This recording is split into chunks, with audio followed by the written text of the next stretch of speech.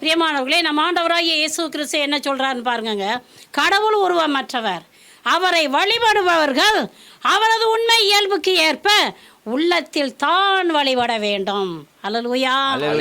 பிரியமானவர்களே, சிலை வழிபாடோ, வேற்று தெய்வ வழிபாடோ, சாத்தான் வழிபாடோ, உருவ வழிபாடோ, இயற்கை வழிபாடோ செய்யவே கூடாது. நீங்கள் அழிவுக்கு உள்ளாகாதபடி சிலைகளை செய்யாதீர்கள், சிலைகளை வணங்காதீர்கள், சிலைகளை விற்காதீர்கள், சிலைகளுக்கு பணிவிட செய்யாதீங்க. ஒரு நாளும் சிலைகளை தோள் மேல் வைத்து சுமந்து கொண்டோ, தேர்களில் வைத்து இழுத்து கொண்டோ வீதி வீதியாக செல்லாதீர்கள். நீங்கள் சபிக்கப்பட்டவர்களாக இருப்பீர்கள். ஆமென். ஏசாயா 42வது அதிகாரம் 8வது வசனம் என்ன சொல்கிறது? நானே ஆண்டவர், அதுவே என் பெயர், என் மாட்சியை பிறருக்கோ, என் புகழை சிலைகளுக்கோ விட்டுக்கொடேன். ஆமென். ஆகவே பிரியமானவர்களே, நீங்க என்ன செய்யணும்னாக்கும், ஆண்டவராகிய இயேசு கிறிஸ்துவை ஆண்டவரும் மீட்பருமாக விசுவசித்து ஏற்றுக்கொண்டு அவரை மாத்திரம் ஆராதியுங்கள். அவர் மாத்திரம் நமக்கு போதுமானவராக இருக்கிறார். அவர் ஒருவரே கடவுள். அவரால் அன்றி வேறு எவராலும் நமக்கு மீட்பு கிடையாது. நானே வழியும் உண்மையும் வாழ்வுமாக இருக்கிறேன். என் வழியாக அல்லாமல் ஒருவனும் பரலோக ராஜ்யம் வர திட்டமும் தெளிவுமாக நம் ஆண்டவர் இயேசு கிறிஸ்து கூறுகிறார். ஆகவே பிரியமானவர்களே, இயேசு கிறிஸ்து நமக்கு போதுமானவராக இருக்கிறார். அவர் ஒருவரே கடவுள். ஆமென். ஆமென். அவர் ஒருவரால் மாத்திரமே சாபக்கட்டுகளை உடைக்க முடியும். Price the Lord. பிரியமானவர்களே, 10 கட்டளைகளிலே 2வது கட்டளை, விண்ணவர் மன்னவர் கீழுலகோர் அனைவரும் மண்டியிட்டு ஆராதிக்கும் நம் ஆண்டவராகிய இயேசு கிறிஸ்துவின் நாமத்தை வீணாக சொல்லாதே. ஆமென். பிரியமானவர்களே, சத்தியமா நான் போய் சொல்லலை. சத்தியமா நீ போய் சொல்லியிருப்பேன். சத்தியமா நான் என் பாய் ஃப்ரெண்டோட ஊர் சுத்தலை. நீ சத்தியமா ஊர் சுற்றி இருப்பேன். இயேசுவின் நாமத்தினால நான் இதை செய்யலை, இயேசுவின் நாமத்தினால நான் இங்கே போகலை, இயேசுவின் நாமத்தினால கபோர்டுலேருந்து 1000 ரூபாயை நான் எடுக்கவே இல்லை என்று சொன்னினா அது உனக்கு சாபமாக மாறும். ஆண்டவருடைய நாமத்தை வீணாக சொல்லாதிருப்பாயாக. ஆமென். 2வதாக, ஆண்டவருடைய நாமத்தை இழிவுபடுத்தாதீங்க. பிரியமானவர்களே, கிறிஸ்தவன் ஒருவன் குடிச்சிட்டு வீதியில் கிடந்தானாக்கும் போகிறவங்க வர்றவங்களாம் என்ன சொல்லுவாங்க? டேய், இவன் கிறிஸ்தவன் குடிச்சிட்டு கிடக்கிறான் பாரு, கிறிஸ்தவன். ஏய், கம்பி என்றவன் எவன் தெரியுமா? அவன் கிறிஸ்தவன். கொள்ளை அடித்தவன் எவன் தெரியுமா? அவன் கிறிஸ்தவன். கொலை செய்தது எவன் தெரியுமா? அவன் கிறிஸ்தவன். அவன் கிறிஸ்தவன் சொல்லும்போது யாருங்க இழிவுபடுத்தப்படுறா? இயேசு. தயவு செய்து இனிமேல் நீங்கள் ஒரு பாவம் செய்யணும்னு சொல்லிட்டு சிந்தனையில் திட்டம் தீட்டிக்கிட்டு இருக்கும் பொழுது போகணும், குடிக்கணும், போகணும், புகைக்கணும், போகணும், போதை மருந்துகளை போடணும், முதல்ல மனசு சொல்லும். அப்படி தானே? போகணும், செய்யணும், போகணும், செய்யணும்னு சொல்லும் பொழுது நீங்கள் என்ன செய்யணும்? என் தகப்பனை நான் இழிவுபடுத்த மாட்டேன். கையை எடுத்து நெஞ்சில் வைங்க. ஐயோ, போதை பொருட்களை போட்டு என் தகப்பனை நான் இழிவுபடுத்த மாட்டேன். அவர் பெரியவர், அவர் உயர்ந்தவர், எனக்காக அவர் இழிவுபடுத்தப்படக்கூடாது என்று சிந்தனையில் நினைங்க. பாவம் செய்யாதீங்க. Price the Lord. 3வதாக, என் தேவன் இயேசு கிறிஸ்துவை மறுதலிக்காதீங்க. இன்னைக்கு எத்தனையோ பேர் அற்ப அரசாங்க வேலைகளுக்காக, அற்ப சலுகைகளுக்காக, நான் கிறிஸ்தவன் இல்லைங்க, எனக்கு கொடுங்க, எனக்கு கொடுங்க இந்த வேலையை. நீ கோயிலுக்கு போகிறத பார்த்தனே, அது சும்மா என் ஃப்ரெண்டோட போனேன். உங்கள் அப்பா போகிறத பார்த்தமே, அது அவர் ஜாலியாக போயிட்டு வருவார், வாக்கிங் போவார். சொல்கிறியா இல்லையா? இன்றைக்கி ஏராளம் பேர் உன்னை படைத்த தேவனை மறுதளிச்சுட்டு ஒரு சாம் வயிற்றுக்காக யார் யார் பின்னாலேயோ ஓடிக்கிட்டு இருக்கிறியா இல்லையா? ஐயா வாழ்க, அம்மா வாழ்க போடுறியா இல்லையா கூச்சல்? என் தேவனை நீ மறுதளிக்கிறியா இல்லையா? ஒரு நாளாவது உன் கையை தூக்கி இயேசுவே ஆண்டவர் நீ சொல்லியிருப்பியா? ஐயா வாழ்க, அம்மா வாழ்க, கூத்தாடி வாழ்க, நாட்டாடி வாழ்க சொல்றியா இல்லையா? சொல்றியா இல்லையா? இன்னைக்கு மனம் திரும்ப, இன்னைக்கு மனம் திரும்ப. உனக்கு ஆசீர்வாதம் வேணும்னாக்கும் என் அப்பாவை, என் தகப்பனை நீ இழிவுபடுத்தாத. Price the Lord. 3வது கட்டளை, ஓய்வு நாளை பரிசுத்தமாக அனுசரிக்கணும். ஓய்வு நாள் பரிசுத்தமானாக்கும். அது ஆண்டவருக்குன்னு ஒப்பு கொடுக்கப்பட்ட நாளுங்க. அந்த நாளில் ஜெபமும் தவமும் உபவாசமும் வேத வாசிப்பும் துதியும் நிறைவாக இருக்க வேண்டும். அதுக்கு பதிலாக உண்டு குடிச்சு உறங்கி உல்லாசம் அனுபவிச்சாக்கும் உன் தலையில் சாபம் வந்து விடியுமா விடியாதா? இன்னைக்கு மாடர்ன் வேர்ல்டில் கிறிஸ்தவ குடும்பங்களுக்கு சண்டே டைம் டேபிள் என்ன தெரியுமா?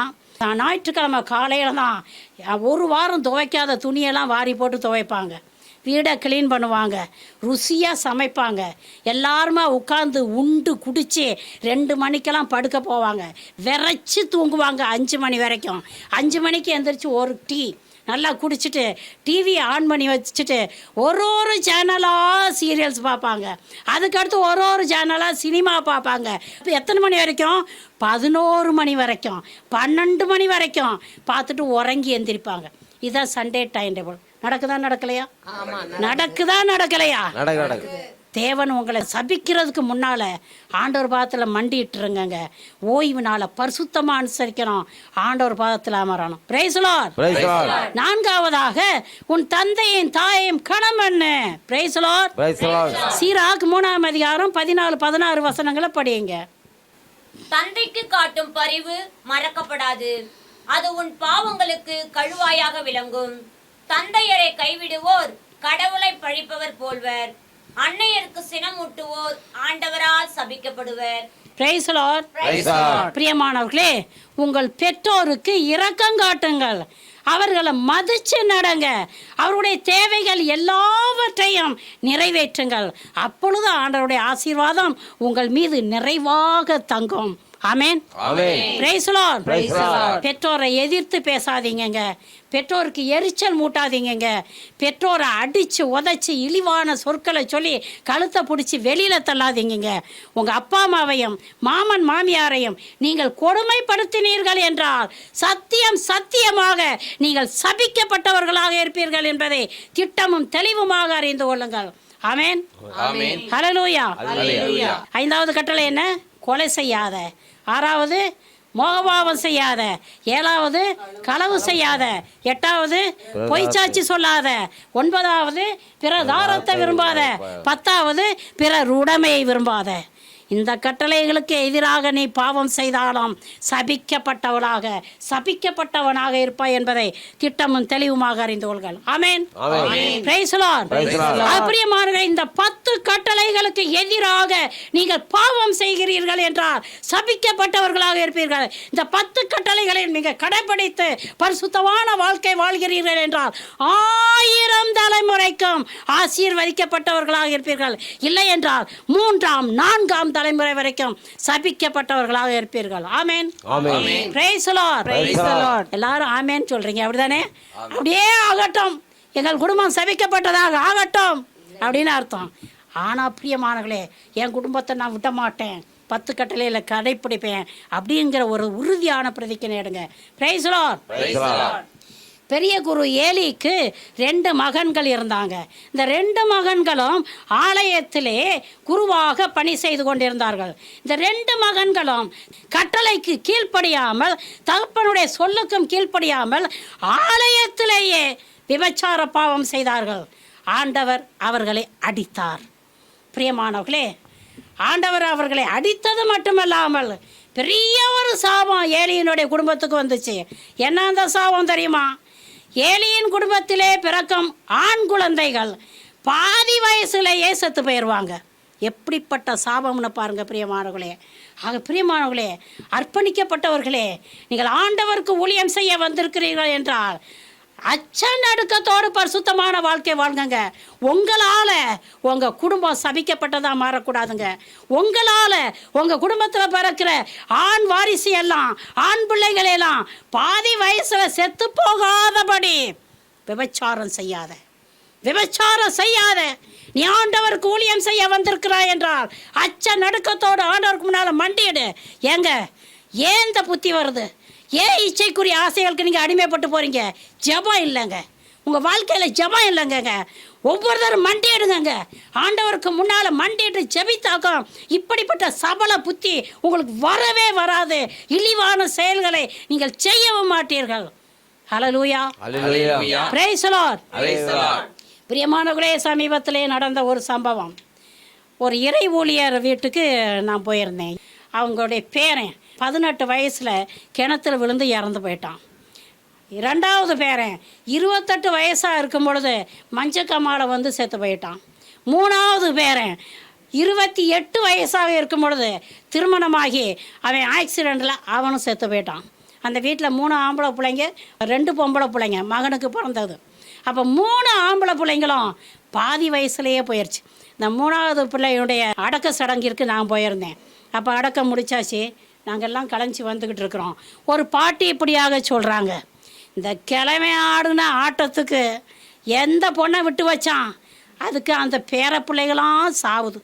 முத்து போல் இருந்த பிள்ளைங்க பொட்டுன்னு செத்து போகுது. இந்த கிளம் செஞ்ச பாவம் அப்படின்னு சொல்லிட்டு வந்தேன். நான் அப்படியே காதை கொடுத்து கேட்குறேன். திரும்பி பார்த்தேன், பட்டுன்னு வாய மூடிக்கிட்டாங்க. பிரியமானவர்களே, அந்த கிளம் யார்? அவர் தான் இறை ஊழியர். அந்த இறை ஊழியருடைய சாபம் 2ஆம் தலைமுறையை அடிச்சிடுச்சு. ஆக பிரியமானவர்களே, நீங்கள் நினைக்கலாம், எங்கள் வீட்டில் நாங்களாம் ஒரு பாவமும் செய்யலையே, ஏன் இந்த சாபம், ஏன் இந்த கஷ்டம்? நாங்கள் ஒன்றும் எங்கள் அப்பா அம்மா தெய்வம் மாதிரி அவங்க எதுவுமே செஞ்சுருக்க மாட்டாங்க. உங்கள் கிளம் செஞ்சுருக்கலாம் ஒரு வேளை. ஆக உங்கள் கிளம் செஞ்ச தவறுக்கு இப்போ நீங்கள் அடி வாங்கிக்கிட்டு இருக்கிறீங்க. ஆக பிரியமானவர்களே, இந்த பெரிய சாபத்துலேருந்து உங்களால் விடுதலையாகி வர முடியுமா முடியாதா? வா மகனே, சுமை சுமந்து சோர்ந்துருக்கிறியா? வா வா, நான் உன் சுமையை இறக்கி வைக்கிறேன், உன் சாபத்தை நான் இறக்கி வைக்கிறேன் அப்படின்னு சொல்லி சிலுவையில் 2 கரத்தையும் விரிச்சுக்கிட்டு இருக்கிறார். அப்படி தானே? வா வா வான்னு சொல்கிறார். அப்படியேம்மா, என் கிளம் இப்படி செஞ்சிருச்சே, அந்த கிளத்தினுடைய அப்பா என்னத்தை செஞ்சாரோ தெரியலையே, நாங்கள் இன்றைக்கி இந்த பாடுபடுறோமேன்னு சொல்கிறத விட்டுட்டு, தேவனே எனக்காக ரத்த சிந்தி இருக்கிறீராப்பா, நான் வந்துட்டேன்ப்பா உன் பாதத்தில், என்னை காப்பாற்றுன்னு சொல்லுங்கள். நிச்சயமாக உங்களை விடுதலையாக்குவார். Price the Lord. 4வது சாபம், மனிதன் மனிதனை சபிப்பதால் வரும் சாபம். Price the Lord. பிரியமானவர்களே, ஆண்டவரால் ஆசீர்வதிக்கப்பட்ட இஸ்ராயல் மக்கள் எகிப்திலிருந்து வாக்களிக்கப்பட்ட நாடாகிய கானானை நோக்கி வந்து கொண்டு இருக்கிறார்கள். அப்பொழுது மோபாபிய சமவெளியில் அவர்கள் பாளையம் இறங்கி இருக்கிறார்கள். மோபாபிய அரசனுக்கு இவர்களை பார்த்ததுமே பயம் வந்துருச்சு. என்ன செய்கிறான்? ஒரு இறை ஊழியரை வரவழைத்து அவன் என்ன செய்கிறான்னு சொல்லிட்டு இப்போ வாசிக்க கேட்போம். என்னாகமம் 22:6 வாசிங்க. இப்பொழுதே நீ புறப்பட்டு வந்து எனக்காக இம்மக்களை சபித்து விடும். அவர்கள் என்னிலும் மிகவும் வலிமை மிக்கவராய் இருக்கின்றனர். ஒருவேளை நான் அவர்களை முறியடித்து நாட்டிலிருந்து துரத்தக்கூடும். ஏனெனில் நீர் எவனுக்கு ஆசி வழங்குவீரோ அவன் ஆசி பெறுவான், நீர் எவனை சபிப்பீரோ அவன் சாபம் அடைவான் என்று நான் அறிவேன். Price the Lord. பிரியமானவர்களே, இந்த புறாயணத்து ராஜா அறிந்திருந்தான், ஒரு இறை ஊழியன் கடந்து சென்று யாரை ஆசீர்வதிக்கிறாரோ அவர்கள் எல்லோரும் ஆசீர்வதிக்கப்பட்டவர்களாக இருப்பார்கள், யாரையெல்லாம் சபிக்கிறாரோ அவர்கள் எல்லோரும் சபிக்கப்பட்டவர்களாக இருப்பார்கள் என்று இந்த ராஜா அறிந்திருந்தான். அல்லேலூயா. ஆகவே இறை ஊழியனாகிய பிழையாமை கொண்டு வருகிறான். கொண்டு வந்து என்ன சொல்கிறான்? இந்த இருக்குது பார்த்து இஸ்ராயல் கூட்டம், இந்த கூட்டத்து மேலே உன் கையை விரித்து சபிச்சிரு, உனக்கு எவ்வளவு அன்பளிப்பு வேணுமெனாலும் நான் தர்றேன் அப்படின்னு சொல்கிறார். அப்போது இந்த பிழையாம் போகிறாரு. போனோன்னே என்ன செஞ்சார்? எதுக்கு போகிறாரு? சபிக்கிறதுக்கு போகிறாரு. ஆனால் ஆண்டவர் என்ன சொல்கிறாரு? ஆண்டவர் ஒரு கட்டளை போடுறாரு, அந்த மக்களை நீ ஆசீர்வதிக்க வேண்டும். காரணம், அவர்கள் ஆசீர்வதிக்கப்பட்ட மக்கள். Price the Lord. பிழையாம் சபிக்கிறதுக்கு பதிலாக இஸ்ராயல் மக்களை ஆசீர்வதித்தான். தேவனுக்கு ஸ்தோத்திரம். Price the Lord. இணைச்சட்டம் 23:5 வாசிங்க. ஆயினும் உன் கடவுளாகிய ஆண்டவர் பிழையாமுக்கு செவி கொடுக்க மனமின்றி சாபத்தை உனக்கு ஆசியாக மாற்றினார். ஏனெனில் உன் கடவுளாகிய ஆண்டவர் உன் மீது அன்பு கூறுகிறார். Price the Lord. பிரியமானவர்களே, கட்டளைகளை கடைபிடித்து கடவுளுக்கு உகந்த பரிசுத்தமான வாழ்க்கை நீங்கள் வாழ்கிறீர்கள் என்றால் ஆண்டவருக்கு உங்களை ரொம்ப இஷ்டம், ரொம்ப அன்பு செய்வார். ஆண்டவர் உங்களை அன்பு செய்யணும்னு நீங்கள் விரும்பினீங்கன்னா என்ன செய்யணும் தெரியுமா? கட்டளைகளை கடைப்பிடிங்க, அவருக்கு அப்படி அன்பு செய்வார். அதான் பாருங்கள், இந்த பிரியமான மக்கள் அவர் அன்பு செய்கிறாரு, அதே போல் உங்களையும் அன்பு செய்வார். எப்படி? கட்டளைகளை கடைப்பிடிங்க. பிரியமானவர்களே, உங்களுக்கு எதிராக யார் சாபம் போட்டாலும் அது பலிக்காது. அப்படியே சாபம் போட்டாலும் அந்த சாபங்களை ஆண்டவர் உங்களுக்காக ஆசீர்வாதமாக மாற்றி கொடுப்பார். Price the Lord. ஆகவே பிரியமானவர்களே, எங்கள் மாமியார் சாபம் போட்டுருச்சாக்கும், மண்ணவாரி தூத்தி விட்டுச்சு சிஸ்டர், நீ இருக்கிற இடம் தெரியாமல் போயிடுவேன்னு சொன்னிச்சு சிஸ்டர். என் மருமக சாபம் போட்டா சிஸ்டர், பக்கத்து வீட்டுக்காரி உன் புள்ள நடுரோட்ட விழுந்து கிடக்கும் சொல்லிட்டா சிஸ்டர், என் கொலை நடுங்குதுன்னு சொல்லிட்டு என்கிட்ட வர்றவங்க ஏராளம் பேர் உண்டு. பிரியமானவர்களே, நீங்கள் ஆண்டவருக்கு உகந்த பரிசுத்தமான வாழ்க்கை வாழ்ந்தீங்கன்னாக்கும், கட்டளைகளை கடைபிடித்து வாழ்கிறீர்கள் என்றால் எந்த சாபமும் உங்களை தொடாது. வீணா போடுகிற எல்லா சாபமும் எதுவுமே உங்களை தொடாது என்பதை திட்டமும் தெளிவுமாக அறிந்து கொள்ளுங்கள். ஆனால் ஒன்று, உங்கள் அம்மாவும் அப்பாவும் வயிறு எரிஞ்சு உங்களை பார்த்து நீ உருப்படுவியாடா அப்படின்னு கேட்டுட்டாக்கும், அன்னைக்கே சாபம் பிடிக்கும். அல்லேலூயா. இன்னைக்கு எத்தனை கணவர்கள் மனைவியுடைய பேச்சை கேட்டுக்கிட்டு அப்பா அம்மாவை கொடுமைப்படுத்துறீங்களா இல்லையா? கொடுமைப்படுத்துறீங்களா இல்லையா? பிரியமானவர்களே, ஏராளமான ஆண்கள் மனைவியுடைய பேச்சை கேட்டுக்கிட்டு மாமியாரை கொடுமைப்படுத்துகிறாங்க, தாய் தகப்பனை கொடுமைப்படுத்துகிறாங்க. சாபம் உன் குடும்பத்துக்கு வந்து சேரும்னு சொல்லிட்டு திட்டமும் தெளிவுமாக அறிந்து கொள்ளுங்கள். அல்லேலூயா. பிரியமானவர்களே, ஏழைகள், அனாதைகள், விதவைகள் இவர்களுடைய உரிமைகளையும் உடைமைகளையும் நீங்கள் அபகரித்து கொண்டால் அவர்கள் கடவுளை நோக்கி கூக்குரலிடும்போது அது உங்களுக்கு சாபமாக மாறும். அல்லேலூயா. கொடுக்காத கூலி கடவுளை நோக்கி கூக்குரலிடும்.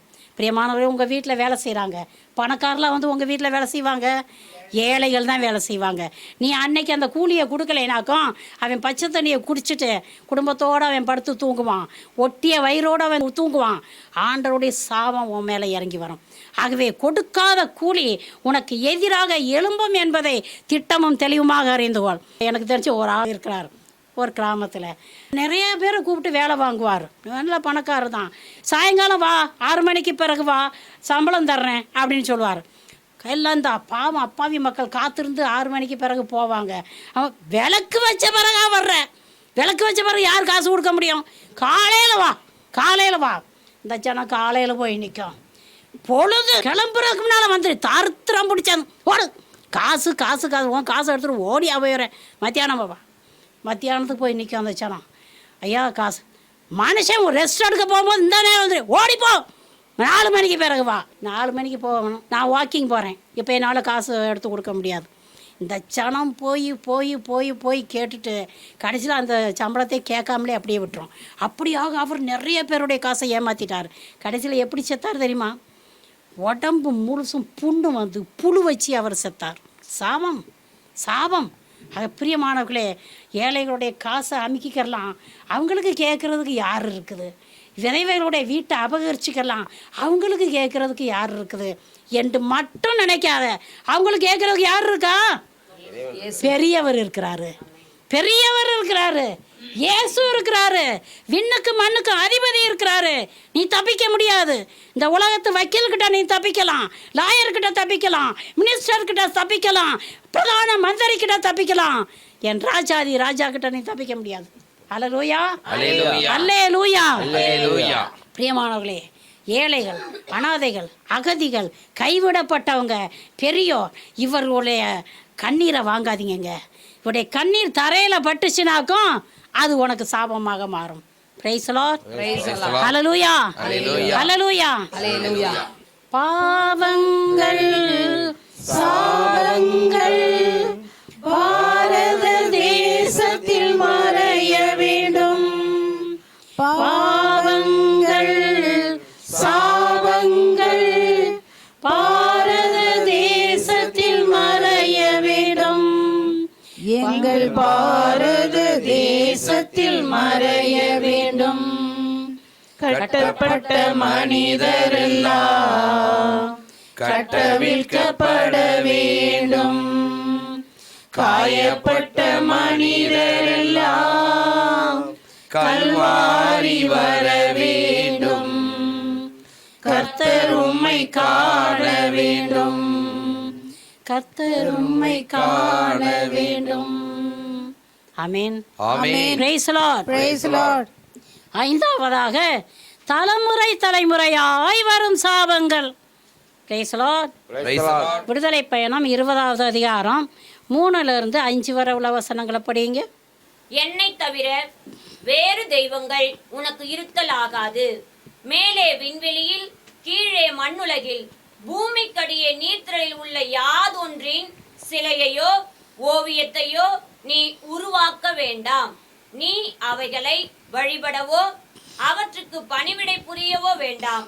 ஏனெனில் உன் கடவுளும் ஆண்டவருமாகிய நான் இதை சகித்து கொள்ள மாட்டேன். என்னை புறக்கணிக்கும் மூதாதையரின் பாவங்களை பிள்ளைகள் மேல் 3ஆம் 4ஆம் தலைமுறை மட்டும் தண்டித்து தீர்ப்பேன். Praise the Lord. Praise the Lord. பிரியமானவரே, படைத்தவரை ஆண்டவராகிய இயேசு கிறிஸ்துவை புறக்கணித்து விட்டு படைக்கப்பட்டவைகளுக்கும் படைக்கப்பட்டவர்களுக்கும் சிலைகளை செய்து அவற்றை வணங்குவதும் அவற்றுக்கு பணிவிடை செய்வதுமாக இருந்தீர்கள் என்றால் 3ஆம் 4ஆம் தலைமுறை வரைக்கும் நீங்கள் சபிக்கப்பட்டவர்களாக இருப்பீர்கள். ஆமென். ஆமென். பிரியமானவர்களே, இந்த பைபிளில் முதல் பக்கத்துலேருந்து கடைசி பக்கம் வரை வாசித்து பாருங்க. எல்லா இடத்துலையும் ஆண்டவர் சொல்கிறது என்னாக்கு, சிலை வழிபாடு செய்யாதீர்கள் செய்யாதீர்கள் செய்யாதீர்கள். பிரியமானவர்களே, இந்த புத்தகத்தை படியுங்க. நான் சொல்கிறத நீங்கள் கேட்க வேண்டாங்க. இந்த பைபிளை எடுத்து வரி வரியாக படியுங்க. ஆண்டவரே வேதத்தில் உள்ள சத்தியங்கள் எல்லாவற்றையும் உங்களுக்கு விலைக்கு கொடுப்பார். எது நல்லது, எது கெட்டது, எப்படி ஆண்டவரை வழிபடணும் என்கிற எல்லா சத்தியங்களையும் சொல்லிக் கொடுப்பார்.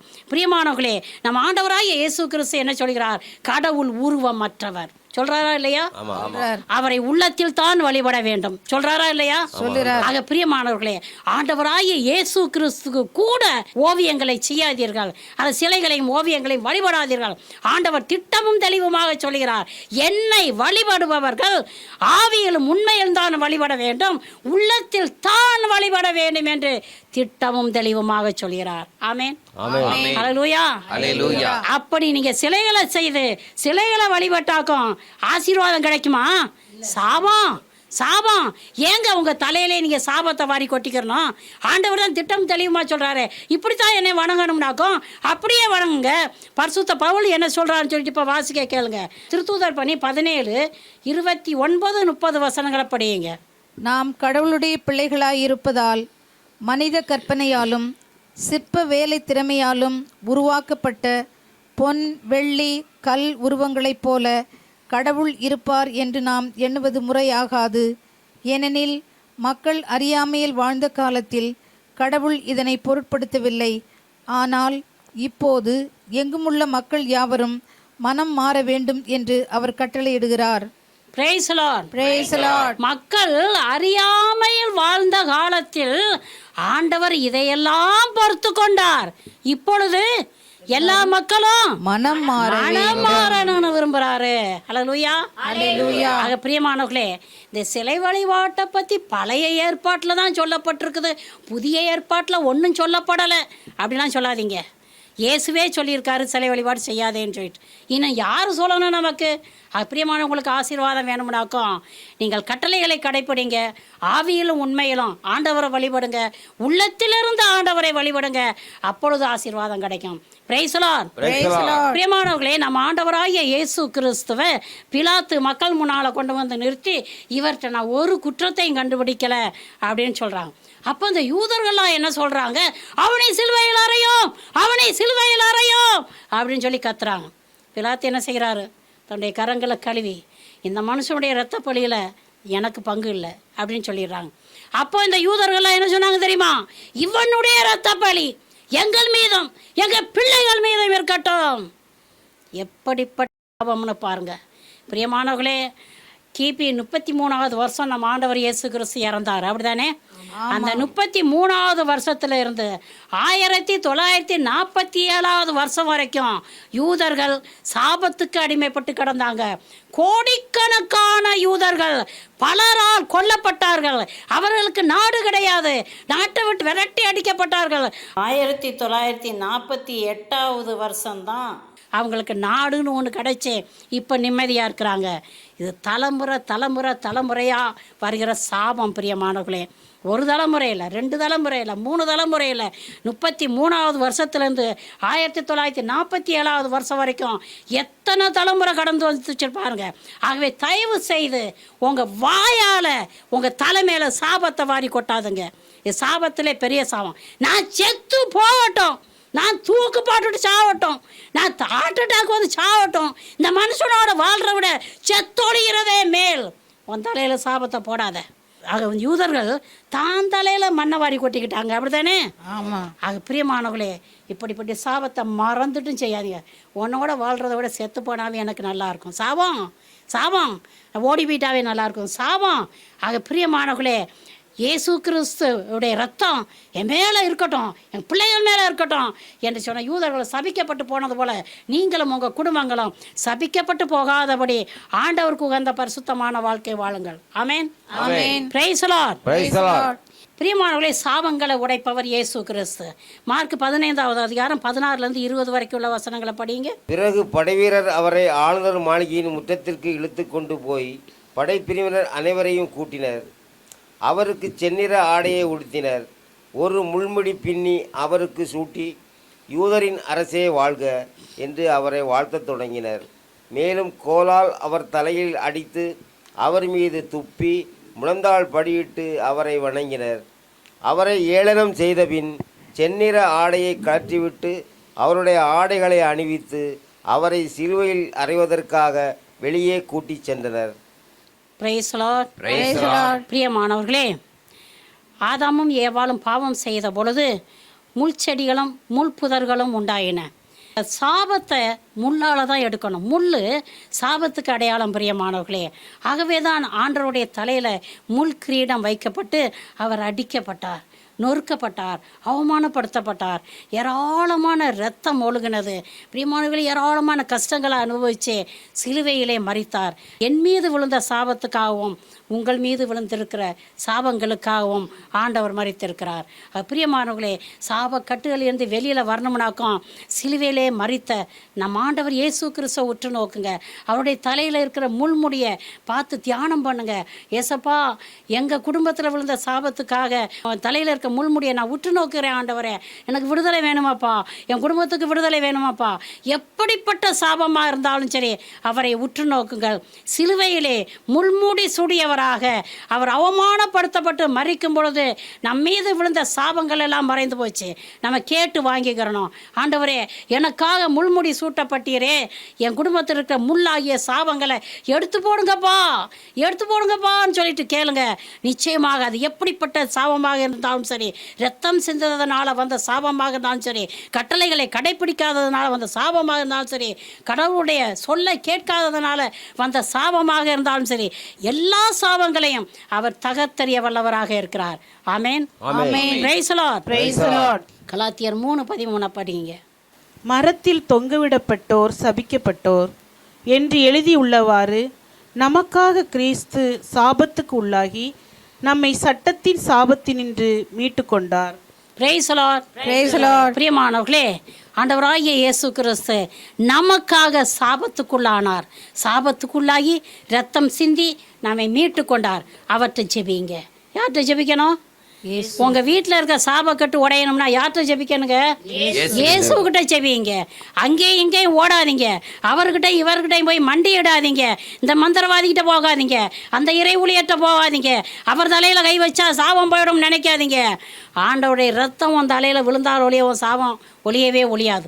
ஆகவே பிரியமானவர்களே, நமக்காக சாபத்துக்கு உள்ளாகி சாபமான சிலுவையில் தொங்கிய இயேசு கிறிஸ்துவால் மாத்திரம்தான் சாபங்களை உடைக்க முடியும் என்பதை திட்டமும் தெளிவுமாக அறிந்து ஆண்டவர்கிட்ட போங்க.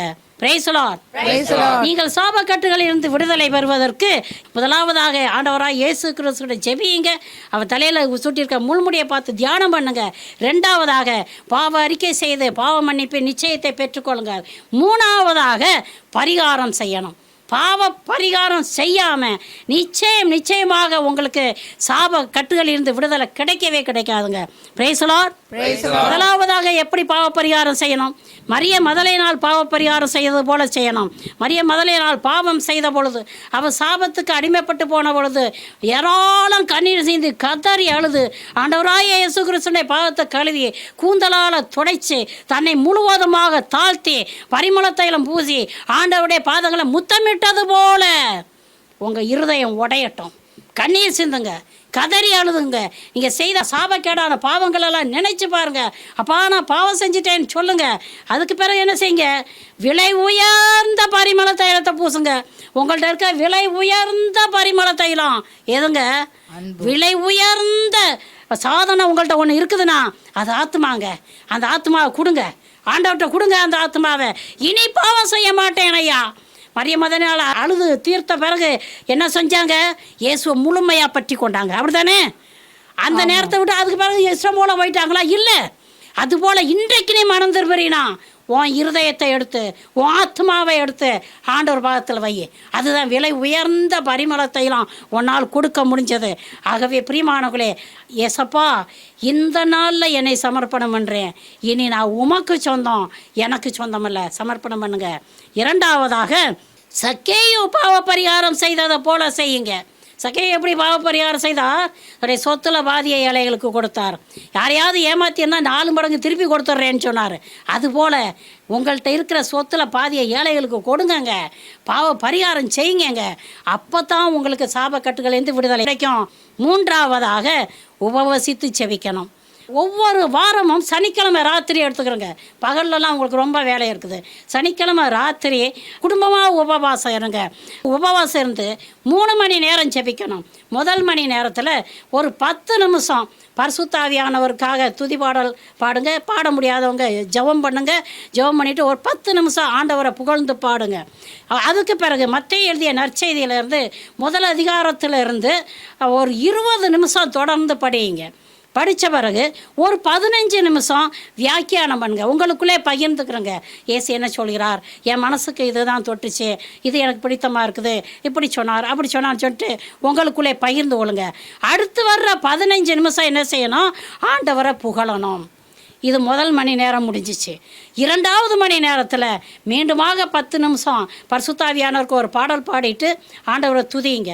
அதுக்கடுத்து ஒரு 20 நிமிஷம் மத்தேயு எழுதிய நற்செய்தியில் நீங்கள் எங்கே விட்டுருக்கீங்களோ அதுலேருந்து தொடர்ந்து ஒரு 20 நிமிஷம் படிங்க. திரும்ப 15 நிமிஷம் அதை தியானித்து வியாக்கியானம் பண்ணுங்க. அடுத்த 15 நிமிஷம் உலகத்தில் எத்தனையோ கருத்துக்களுக்காக ஜெபிக்க வேண்டியது இருக்குது. அந்த அத்தனை கருத்துக்களையும் கொண்டு வந்து ஜெபம் பண்ணுங்க. 2வது மணி நேரம் முடிஞ்சிச்சு. 3வது மணி நேரம் ஆரம்பிங்க. 3வது மணி நேரத்தில் வழக்கம் போல் 10 நிமிஷம் ஆண்டவரை துதிங்க. அதுக்கடுத்து 20 நிமிஷம் மத்தேயு எழுதிய நற்செய்தியில் எதை விட்டீங்களோ அங்கேருந்து ஒரு 20 நிமிஷம் படிங்க. ஒரு 15 நிமிஷம் அதை வியாக்கியானம் பண்ணுங்க. அதுக்கடுத்து ஒரு 10 நிமிஷம் நன்றி சொல்லுங்கள் ஆண்டவருக்கு. இப்படியாக 3 மணி நேரமும் உங்களுக்கு நான் டைம் டேபிள் கொடுத்துருக்கேன். ஏன் டைம் டேபிள் கொடுத்துருக்கேன் தெரியுமா? 3 மணி நேரம் தலையணையை பக்கத்தில் வச்சு தூங்கி எழுந்திரிச்சிட்டு நான் உபவசித்து ஜெபிச்சுட்டேனாக்கும் அப்படின்னு சொல்கிறதுக்காக அல்ல. நீ உறங்கி போயிடுவேன்னு சொல்லிட்டு தான் நீ இப்படி செய்யன்னு சொல்லிட்டு நான் உங்களுக்கு டைம் டேபிள் போட்டு கொடுத்துருக்குறேன். இப்படியாக ஜெபிங்க. எவ்வளோ நாளைக்கு ஜெபிக்கணும்? 1 வாரமா, 2 வாரமா, 1 வருஷமா, 2 வருஷமா? இந்த சாபக்கட்டு உடைய ஜீவன் போகிறது வரைக்கும் ஜெபிங்க. அல்லேலூயா. அப்போ உங்களுக்கு நிறைவான ஆசீர்வாதம் கிடைக்கும். எல்லா சாபக்கட்டுகளும் உடையும். உங்கள் வழியாக அநேகருக்கு ஆசீர்வாதங்கள் கடந்து செல்லும். Price the Lord. ஆண்டவராகிய இயேசு கிறிஸ்து உங்களை நிறைவாக ஆசீர்வதித்து எல்லா விதமான சாபக்கட்டுகளிலிருந்தும் உங்களுக்கு பூரண விடுதலை கொடுப்பாராக. ஆமென். ஆமென். ஆமென். சாபமான முள்முடியை தலைமேலே சுமந்து கொண்டு சிலுவையிலே வெற்றி சிறந்தீர். சாபமான முள்முடியை தலைமேலே சுமந்து கொண்டு சிலுவையிலே வெற்றி சிறந்தீர். ஐயா சிலுவையிலே வெற்றி சிறந்தீர். நீர் நல்லவர், சர்வ வல்லவர், நீர் நல்லவர், சர்வ வல்லவர், உம் இரக்கத்திற்கு முடிவே இல்லை, உம் அன்புக்கு அளவே இல்லை. அவை காலைதோறும் புதிதாயிருக்கும், அவை மாலைதோறும் புதிதாயிருக்கும். மனதுருகும் தெய்வமே இயேசையா, உம்மை மனதார துதிப்பேன் ஸ்தோத்தரிப்பேன். மனதுருகும் தெய்வமே இயேசையா, உம்மை மனதார துதிப்பேன் ஸ்தோத்தரிப்பேன். ஹல்லேலூயா ஹல்லேலூயா ஹல்லேலூயா ஹல்லேலூயா ஹல்லேலூயா துதிக்கிறோம் தகப்பனே மே துதிக்கிறோம் இயேசுவே மே துதிக்கிறோம் ஆவியானவரே மே துதிக்கிறோம் எங்களுக்காக ரத்தம் சிந்தின இயேசுவே மே துதிக்கிறோம் எங்களுக்காக மரித்தவரே மே துதிக்கிறோம் உள்ளவரே கிருபை உள்ளவரே மனதிருக்குடையவரே பாவங்களை மன்னிக்கிறவரே உங்கள் ரத்தத்தால் எங்களை கழுவி தூய்மையாக்குகிறவரே மே துதிக்கிறோம் ஆண்டவரே பாவ சாபங்களை உடைக்கிறவரே எங்கள் பாவங்களையும் சாபங்களையும் உடைத்தெறிய ஆண்டவரே விடுதலை விடுதலை விடுதலை சாத்தான் நோயின் பிடியிலிருந்து சாபக்கட்டுகளிலிருந்து சாவிலிருந்து கொரோனா வைரஸிலிருந்து எங்களுக்கு விடுதலை விடுதலை விடுதலையா ஸ்தோத்திரம் பிள்ளைகளை எல்லாரும் கொரோனா வைரஸ்லிருந்து விடுதலை கொடுங்க குடும்பங்களுக்கு விடுதலை கொடுங்க இந்த சுடியோல வேலை செய்யறவங்களுக்கு விடுதலை கொடுங்க ஆண்டவரே காயங்களை உற்று நோக்கி விடுதலைக்காக ஜெபிக்கிறார்கள் அத்தனை பேருக்கும் பூரண விடுதலையை கொடுக்க வேண்டுமா ஜெபிக்கிறோம் சுவாமி. தகப்பனே இந்த இறைச்செய்தியை கேட்டுக்கொண்டிருக்கிற எல்லா பிள்ளைகளையும் உன் பாதத்தில் வைக்கிறோம் சுவாமி. இவர்களுடைய வீட்டில் இருக்கிற எல்லா சாபக்கட்டுகளையும் இயேசுவே நாமத்தினால சபித்து நிர்மூலமாக்குகிறேன். கட்டுகள் உடையட்டும், ஜீவாத்மாவுடைய வல்லமை கடந்து வரட்டும் கர்த்தாவே. தேவாதி தேவனே ஒவ்வொரு மகனையும் மகளையும் நிறைவாக ஆசீர்வதியும் கர்த்தாவே. ஆமென் ஆமென். இயேசுவே நாமத்தினால ஜெபம் கேளு நல்ல பிதாவே. Amen. Praise the Lord. Hallelujah hallelujah hallelujah hallelujah hallelujah. Praise the Lord.